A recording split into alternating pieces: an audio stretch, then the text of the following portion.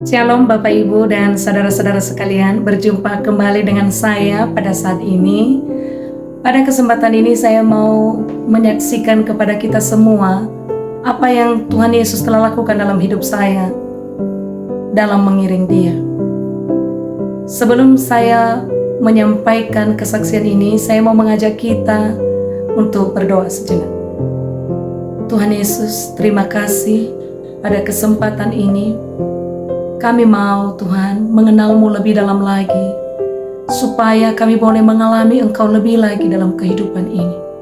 Apa yang telah hamba-Mu alami dalam kehidupan ini, hamba-Mu mau saksikan kepada orang lain, bahwa Tuhan Yesus pembuat mukjizat dalam hidup ini. Dan kami percaya Tuhan, pada saat ini juga, setiap orang yang sedang membutuhkan pertolongan-Mu, mengalami anugerah yang daripada-Mu. Dalam nama Yesus kami berdoa. Amin. Bapak Ibu saudara-saudara yang dikasihi Tuhan, saya bangga sekali menjadi milik Yesus. Dia telah menyelamatkan saya, bahkan memilih saya menjadi hamba Tuhan.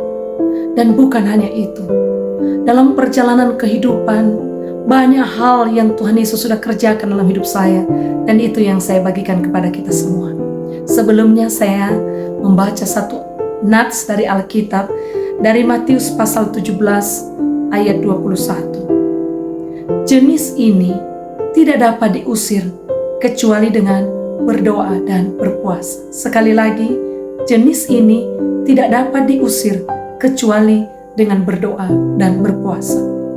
Bapak Ibu saudara-saudara yang dikasihi Tuhan, dalam perjalanan hidup banyak hal-hal yang tidak bisa kita selesaikan dengan kekuatan diri sendiri. Kita butuh pertolongan Tuhan.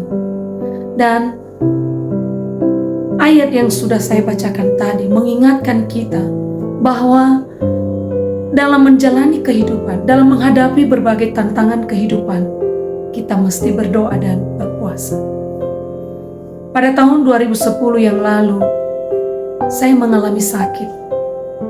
Saya mengalami sakit di bagian perut, dan ini sangat mengganggu aktivitas, baik dalam pekerjaan sehari-hari maupun dalam pelayanan. Tapi tidak ada jemaat yang tahu kalau saya sedang sakit, karena saya terbiasa selagi masih bisa beraktivitas, saya tetap menjalankan tugas pelayanan yang Tuhan percayakan. Dan pada suatu saat saya tidak tahan lagi merasakan sakit di bagian perut, dan akhirnya saya dan suami keputusan untuk berobat ke dokter. Dan pada saat itu kami berobat di satu klinik di Gunung Sitoli. Ketika saya di USG, dokter mengatakan, Ibu mengalami sakit kista. Kistanya sudah 4 cm. Dan menurut dokter, ini lebih baik dioperasi saja. Pada saat itu, saya tidak mau. Saya bilang sama suami saya tidak mau dioperasi.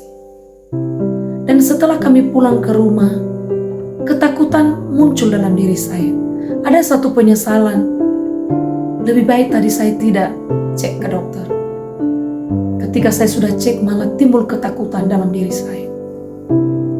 Tetapi pada saat ketakutan itu datang, saya teringat ada Tuhan Yesus yang mampu untuk menolong dan membebaskan saya dari penyakit yang sedang saya derita. Pada waktu itu, saya mengambil keputusan untuk puasa 2 hari. Secara berturut-turut, saya buka puasa sore atau menjelang malam. Saya puasa sungguh-sungguh. Saya berdoa, saya memuji Tuhan sungguh-sungguh dan merindukan pertolongan Tuhan. Ada satu kerinduan saya tidak mau menjalani operasi gara-gara penyakit ini. Saya minta Tuhan yang mengulurkan tangannya untuk mengangkat penyakit kista itu dari tubuh saya. Setelah saya puasa 2 hari, saya merasakan badan saya mulai segar, mulai tidak sakit lagi. Dan 1 bulan kemudian, saya pergi cek lagi ke dokter. Dan luar biasa, Tuhan Yesus ajaib. Dokter mengatakan, tidak ada kista. Tidak ada lagi penyakit kista dalam tubuh saya. Tuhan Yesus luar biasa. Tuhan Yesus kita ajaib. Benar yang disampaikan oleh firman Allah dalam Matius pasal 17 ayat 21 tadi. Ketika hanya berdoa belum sembuh, ada hal yang harus kita lakukan lagi, yaitu berpuasa. Berpuasa, memberi waktu secara khusus untuk berpuasa. Dan akhirnya saya sembuh. Sampai sekarang penyakit itu tidak pernah kambuh kembali. Ini sudah tahun 2023. Penyakit itu ada di tahun 2010 yang lalu. Tuhan luar biasa. Tuhan sudah menyembuhkan saya. Karena itu Bapak Ibu, saudara-saudara yang dikasihi Tuhan, kalau ada yang mengalami penyakit seperti yang pernah saya alami, atau ada penyakit lain yang sedang Bapak Ibu saudara-saudara derita, jangan takut, jangan putus asa, berdoalah. Kalau sudah berdoa belum sembuh, berpuasalah. Janji Tuhan iya dan amin. Tuhan pasti menyembuhkan Bapak Ibu dan saudara-saudara sekalian. Kita berdoa.